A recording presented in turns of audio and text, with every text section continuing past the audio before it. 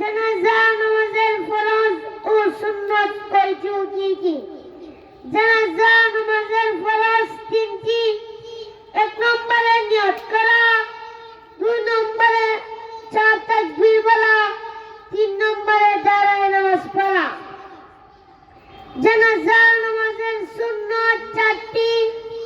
1 নম্বরে ইমাম মাইতের সিনা বরাবর করা হওয়া, 2 নম্বরে প্রথম তাকবীরের পর সানা পড়া, 3 নম্বরে দ্বিতীয় তাকবীরের পর দুরূদ শরীফ পড়া, 4 নম্বরে তৃতীয় তাকবীরের পর মাইতের জন্য দোয়া করা। মুহতারামা হাজিরিন, আমরা যারা আরবিতে নিয়ত করতে পারি না, বাংলাতে নিয়ত করলেও চলবে।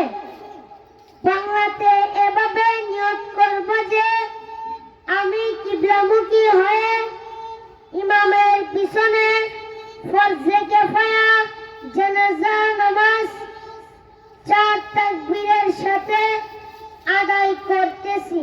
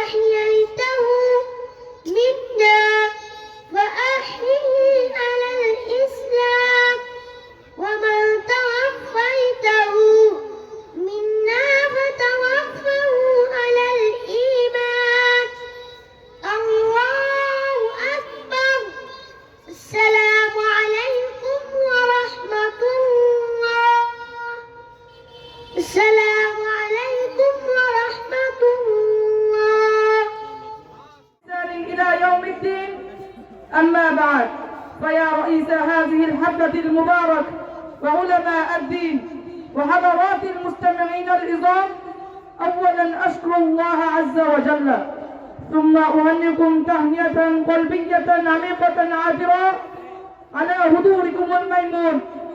أيها الأحباء، إني طالب من طلاب هذه المدرسة الشريفة الممتازة من مدارس أخرى تعليما وتأديبا وتعلما.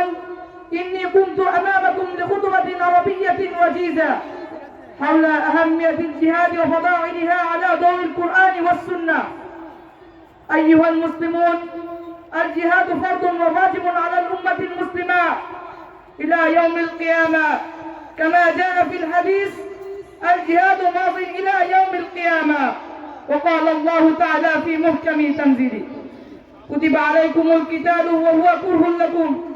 أيها الأمة، إن الجهاد وسيلة عظيمة مفيدة لإقامة العدل والسلامة، ولأنها ينزي المظلومين من الظلم والإفساد.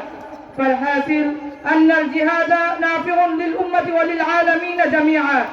ألا ترى ولا تسمع أن المظلومين يصرخون من الأركان والكشمير والهند ومن الغزة وغيرها من بلاد شتى ويقولون ربنا أخرجنا هذه القرية الظالم أهلها واجعل لنا من لدنك وليا واجعل لنا من لدنك نصيرا.